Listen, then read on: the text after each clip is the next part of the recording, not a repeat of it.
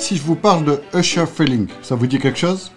Pas vraiment. Mais peut-être que si je vous dis Ouija, ça vous dit quelque chose? Peut-être pas non plus. C'est pas grave.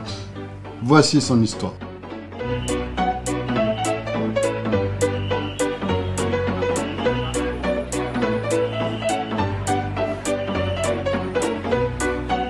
Usher Feeling, plus tard connu sous le nom de Ouija, est né en 1899, dans une ville qui maintenant appartient à l'Ukraine.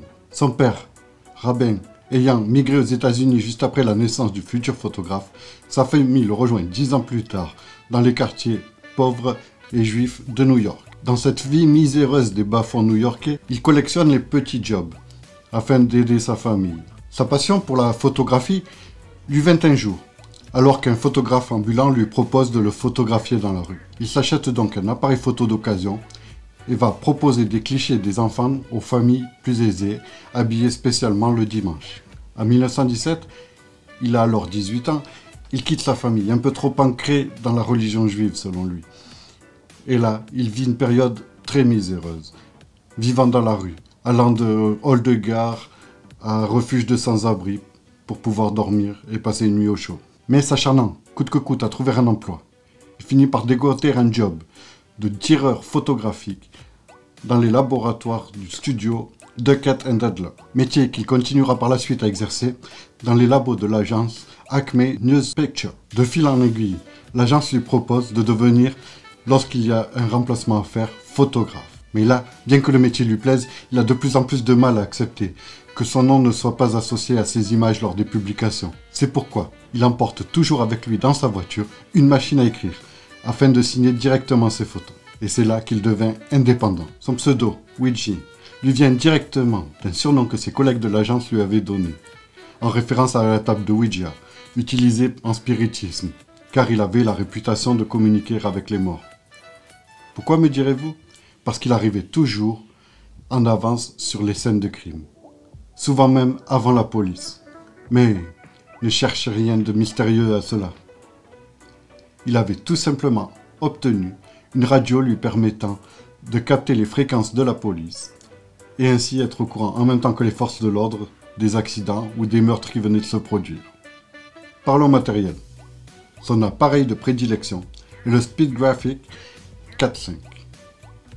Il possède également un Rolleicord 6.6 qui lui permet d'avoir les films en pellicule plutôt que sur plaque avec le 4.5. Sa voiture, elle, est spécialement aménagée pour ce qu'il veut faire. En plus de la radio captant les fréquences de la police, plusieurs boîtiers déjà chargés en plaque, ce qui lui permet d'éviter le temps de chargement à chaque fois. Tout un stock d'ampoules flash, à usage unique à l'époque, rappelons-le, une machine à écrire donc pour signer ses photos, et un labo photo. Il y passe donc ses nuits, guettant la radio, accompagné d'une bonne bouteille de coca et de quelques sandwichs, ainsi qu'une boîte de cigares. Il a également toujours sur lui une tenue de rechange, des vêtements amples, lui permettant de mettre le maximum de matériel sur lui. Une fois ses tirages terminés, il fait le tour des rédactions afin de vendre ses clichés aux journaux, avant 6 h du matin, pour s'assurer une parution dans l'édition de la journée. Côté cinéma, il a fait quelques photos de plateau, notamment sur le tournage de Dr. Folamour de Stanley Kubrick. Peter Sellers, le comédien, disant même qu'il s'est inspiré du photographe, plutôt de son accent, pour prendre l'accent de son personnage.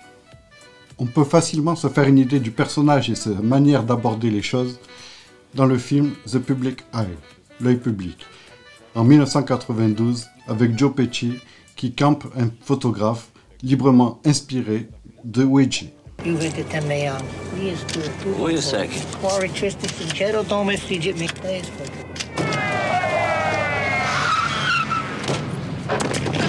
On le retrouve également, héros d'une bande dessinée, qui s'appelle Ouija Serial Photographer, signé Max de Radigues et Wouter Mannert. Prenons maintenant quelques minutes pour analyser son style photographique. Assez violent, cru, voire brutal, ou dérangeant. D'une part, pour son utilisation du flash, frontal, son absence d'arrière-plan. Et d'autre part, par son choix de sujets, tels que des accidents, des scènes de crime, des personnes hors normes physiquement. Souvent conspuées par le grand public, comme étant voyeurs, par ses séries sur les couples, ou des scènes morbides, On retrouve grandement dans son travail l'influence qu'il a pu apporter à des photographes plus récents, comme Nan Goldin par exemple, que nous aborderons dans une prochaine vidéo. Mais avec tout ça, j'ai l'impression qu'il n'en demeure pas moins un grand photographe, d'une grande valeur, majeur même, et précurseur. Voilà, ce petit épisode des histoires d'Imago est terminé. J'espère qu'il vous a plu. Retrouvez-nous donc tous les vendredis sur la chaîne. Pour ne pas les oublier, n'oubliez pas, on s'abonne, on met la petite cloche. Et si ça vous plaît, on met un petit like. Et on partage à ses amis, c'est gentil. Et puis ça aide un petit peu notre association qui, en ces moments de confinement, voilà, vous m'avez compris. À très bientôt.